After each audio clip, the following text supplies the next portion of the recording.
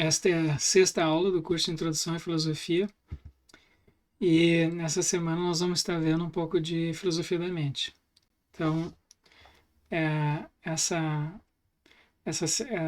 aulas dessa semana estão estruturadas da seguinte maneira: eu vou apresentar brevemente algumas das principais concepções a respeito do que é uma mente que a gente encontra na literatura mais recente. E claro que há outras concepções de mente também, então é importante vocês saberem disso. Eu só vou apresentar algumas.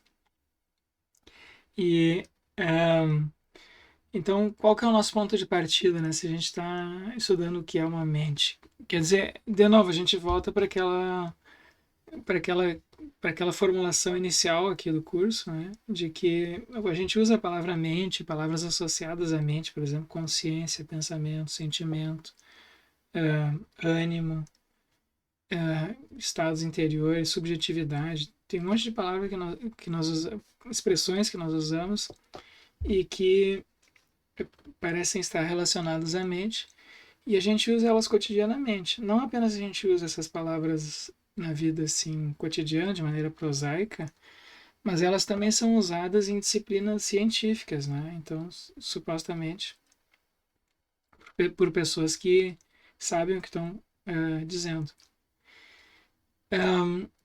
Mas é, há uma certa assim, quando a gente para perguntar, para investigar exatamente em que consiste uma mente, várias alternativas podem ser sugeridas, né? Então, é como aquela formulação de Santo Agostinho, né? Se ninguém me pergunta o que é uma mente, eu sei, se me pergunta eu já não sei mais. Então, eu vou apresentar aqui 4 concepções de mente, certo? E vou indicar brevemente quais foram os argumentos que foram apresentados para cada uma delas e quais foram algumas das objeções. Lembrando que a leitura para essa semana é o texto do Frank Jackson, O que Mary não sabia. E eu vou mencionar ele na última parte dessa aula, no último segmento dessa aula, quando eu estiver falando de dualismo de propriedades. Nós vamos começar pelo dualismo de substância. O dualismo de substância é a filosofia, é uma filosofia da mente, é uma concepção da mente, geralmente associada a Descartes.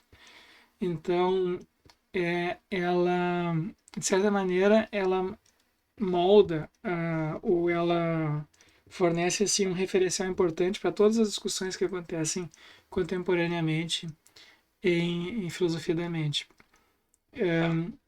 E o que essa concepção de vocês encontram essa formulação de Descartes, essa apresentação dessa tese dele nas meditações. Lembra que eu já indiquei a primeira meditação? Se vocês forem adiante e lerem a segunda meditação, a terceira meditação, vocês vão encontrar lá uma descrição, uma indicação, pelo menos, da tese cartesiana do dualismo de substância. Então, substância na filosofia clássica, tradicional, né, é algo que existe por si mesmo, cuja existência não depende de outras coisas. E o dualismo de substância é a tese segundo a qual há pelo menos dois tipos de coisas, dois tipos de substância. O Descartes diz, olha, existem substâncias que são mentais, existem substâncias que são corporais.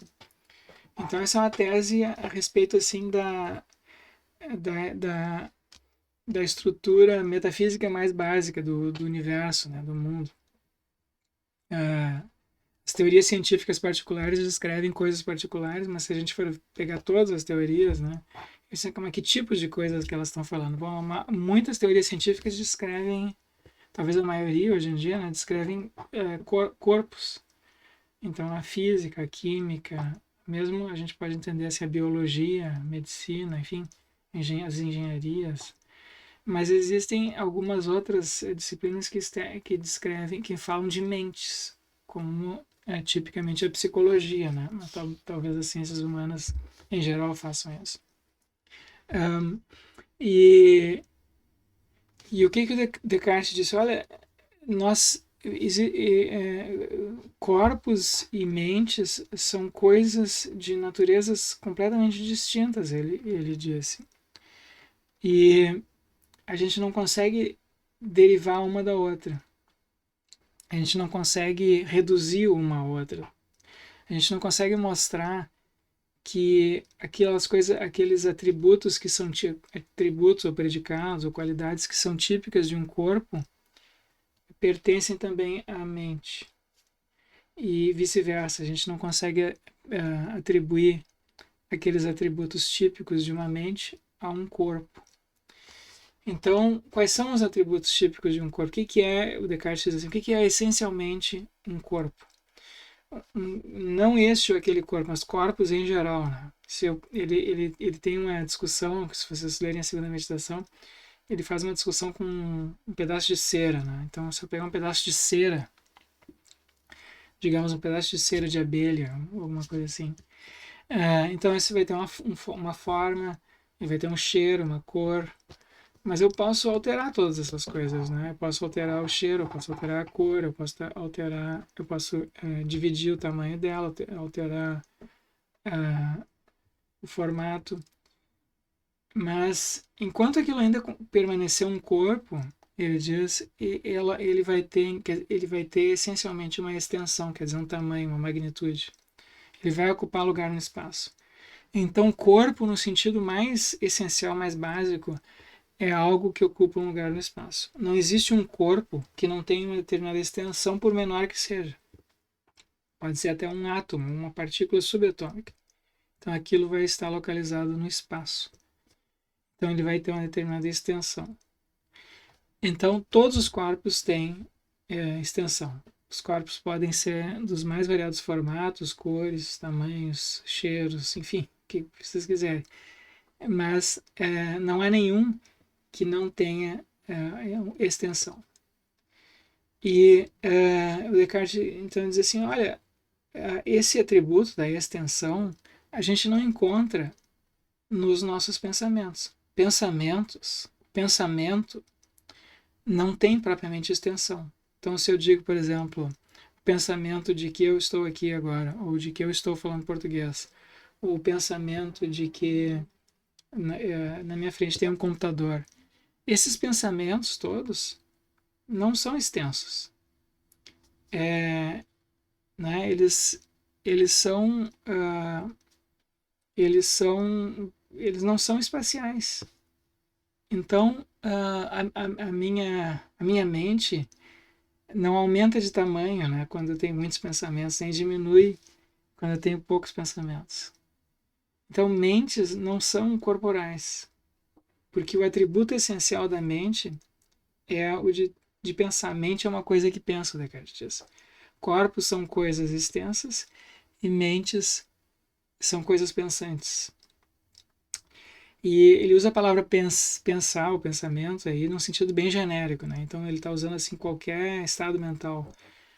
Então um pensamento pode ser um sentimento, pode ser uma dúvida, pode ser uma cogitação, pode ser uma hipótese. Então esses nossos, digamos, conteúdos mentais, eles não são corporais. Eles não têm o atributo essencial das coisas corpóreas. E, por sua vez, as coisas corpóreas, essencialmente, não são pensantes. Quer dizer, pode haver coisas corpóreas que são pensantes, como, por exemplo, este meu corpo aqui. Este meu corpo aqui, ele é também pensante, porque nós, segundo Descartes, seres humanos, somos produtos, né, de uma união de duas substâncias, de um corpo e uma mente. Mas não é o meu corpo sozinho, Descartes diz, não teria como pensar, isso não é um atributo essencial dele, né, de um corpo. Então, esse é o argumento, em linhas assim muito gerais, e simplificando bastante, esse é o argumento de Descartes, né? Se eu for analisar os atributos essenciais das coisas pensantes, mentes, e das coisas corpóreas, que são extensas, eu vou concluir que os atributos essenciais de uma não pertencem à outra. essencialmente, apenas acidentalmente. Então, tende a haver pelo menos esses dois tipos de coisa. E a gente sabe que né, a gente supõe que existem coisas corpóreas porque a gente vê, a gente tem a experiência disso, né, ao nosso redor. E nós temos conhecimento de pensamentos pela nossa experiência própria. Nós sabemos, quando nós estamos consciente, a gente sabe que está pensando, mesmo que os pensamentos sejam dúvidas. Elas são, nesse sentido, o fato, né, de que eu penso. O fato de que eu penso é indubitável enquanto eu penso. Então, esse é o argumento de Descartes. Enquanto eu estou pensando alguma coisa, eu não tenho como duvidar que eu estou pensando. Eu posso duvidar da verdade dos meus pensamentos, eu posso duvidar da adequação deles, eu posso, enfim, não há nem. Mesmo que os meus pensamentos sejam todos falsos, né? Não tem como duvidar de que eu penso nesse sentido, dado que eu penso, eu tenho que existir. Então, essa é a primeira verdade metafísica, a certeza metafísica que ele encontra, né, nas meditações dele. E essa verdade, eu não tenho como derivar, a gente não tem, ele argumentou, a gente não teria como derivar de fatos ou daquilo que a gente sabe sobre os corpos.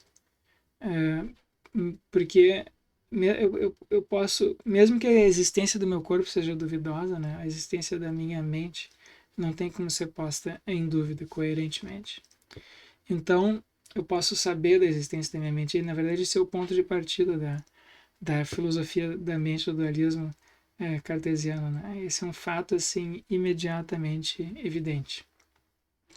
E então,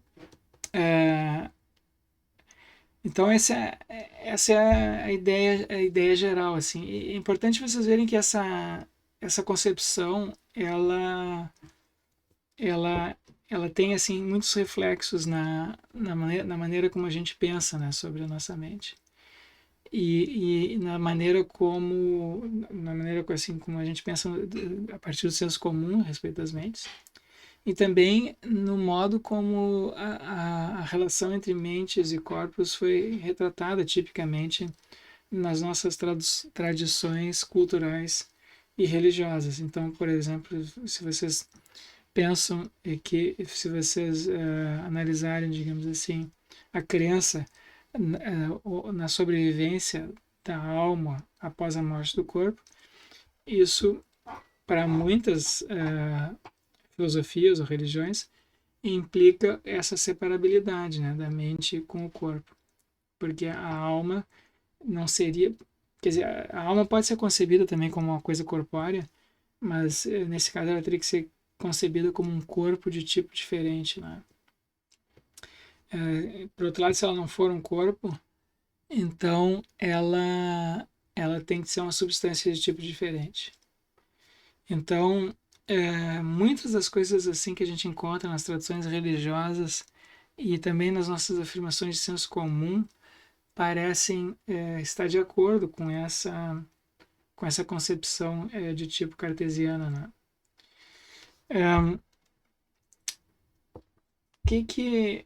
Bom, Descartes apresentou isso nas meditações e em seguida, não sei se você sabe, Descartes viveu numa época em que os filósofos ainda não eram professores de filosofia, né, em sua maior parte. E então ele não trabalhava assim em universidades, né? Então enfim, tinha muitas assim atividades, né, que ele exercia. E volta e meia ele era contratado para dar aula para algum aristocrata. E uma pessoa da qual ele foi professor foi a princesa Elizabeth, da Boêmia. E essa princesa, a gente tem os relatos assim, da correspondência, uma parte da correspondência dela com Descartes. E ela formulou, numa dessas correspondências, uma objeção muito importante ao dualismo de substância. E essa objeção é considerada até hoje a objeção mais forte contra o dualismo de substância, porque ela escreveu assim: eu entendi o teu argumento no sentido de que mente e corpo têm de ser concebidos como coisas distintas, como substâncias distintas, dado que os atributos essenciais de um corpo não são mentais, os atributos essenciais de uma mente não são corporais. Então ela disse assim: eu entendo que mente e corpo têm de ser coisas separadas, mas o que eu não entendo é como é que a mente se une ao corpo, por exemplo, num ser humano. Como é possível que coisas de naturezas distintas possam interagir? Então ela diz assim: como é que é possível que a mente, não sendo corporal, tenha efeitos físicos no meu corpo? Então, se a minha mente diz assim para eu, se a minha mente comanda o meu corpo para que eu fale agora essas coisas que eu estou dizendo, ou mexa a minha mão, abra e feche minha mão aqui, por exemplo. Então, como é possível, né, que a mente interaja causalmente com o corpo e também como é possível que o meu corpo uh, uh, seja cause mudanças nos meus estados mentais. Então, se eu toco numa superfície gelada com a minha mão ou quente, eu sinto algo, a minha mente registra isso, né, com a sensação de calor ou de frio. Então, como é possível que o corpo, que é corporal, produza um efeito na mente? Então, isso exige que haja uma conexão causal entre a mente e o corpo. Só que essa conexão causal nunca foi adequadamente explicada por nenhuma filosofia dualista, né? E essa é até hoje a principal objeção ao dualismo de substância, porque pensem em coisas de natureza distinta, por exemplo. Pensem, por exemplo, num número, uma entidade abstrata. Números não têm efeitos causais nenhum, né? O número 2 não produz nenhum efeito físico no mundo. A gente não tem como afetar fisicamente o número 2. Mas a nossa mente é afetada por coisas que acontecem fisicamente com o nosso corpo. E então vocês vejam que é difícil, né, a gente entender como é possível se a mente é concebida, como Descartes já concebe, como algo completamente distinto do corpo, como é possível que ela interaja causalmente com o corpo? Então Descartes elaborou uma teoria para essa interação causal que aconteceria através da glândula pineal, ele disse, né? Que é uma glândula que a gente tem bem no centro do cérebro. Mas os argumentos que ele apresentou são considerados assim até hoje insuficientes para isso. Na verdade, ele não tem nenhum bom argumento. Ele simplesmente postulou que deveria ser a glândula pineal porque a gente tem dois hemisférios cerebrais, a gente tem dois olhos, dois ouvidos, então nosso corpo é dividido ao meio. E aí ele disse, essa conexão da mente com o corpo tende a acontecer, provavelmente acontece no cérebro, ele diz, né? Porque a gente sabe que não é nos braços, não é nas pernas, não é no estômago, porque se uma pessoa tiver amputada uma mão, uma perna, uma coisa assim, ela não deixa de pensar. Então, provavelmente acontece no cérebro e essa conexão tende provavelmente a acontecer no cérebro, eu supus. E dentro do cérebro, como o cérebro é dividido em duas metades, tem essa glândula que é única. Então a conexão com a mente também é única, deve acontecer através da glândula pineal. E tem gente que explora essa hipótese até hoje, né? Então isso é objeto assim de investigação.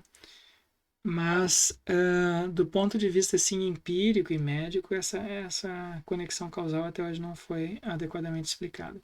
Então, se vocês quiserem ler sobre os argumentos assim em favor do dualismo e as objeções que foram feitas, especialmente essa objeção do problema da causação mental, vocês podem ler um artigo que se chama Dando ao Dualismo o que lhe é devido, que eu deixei indicado na página da disciplina, e que foi traduzido por um ex-orientando meu, e que é um artigo que é escrito por uma pessoa que não é dualista, mas que é o William Lycan, um filósofo que é, na verdade, um filósofo materialista. Ele acha que não há substâncias mentais. só há cérebros. Mas ele concede que não há nenhum argumento para refutar o dualismo de substância. Né? Então, se vocês quiserem conferir, vale a pena essa leitura.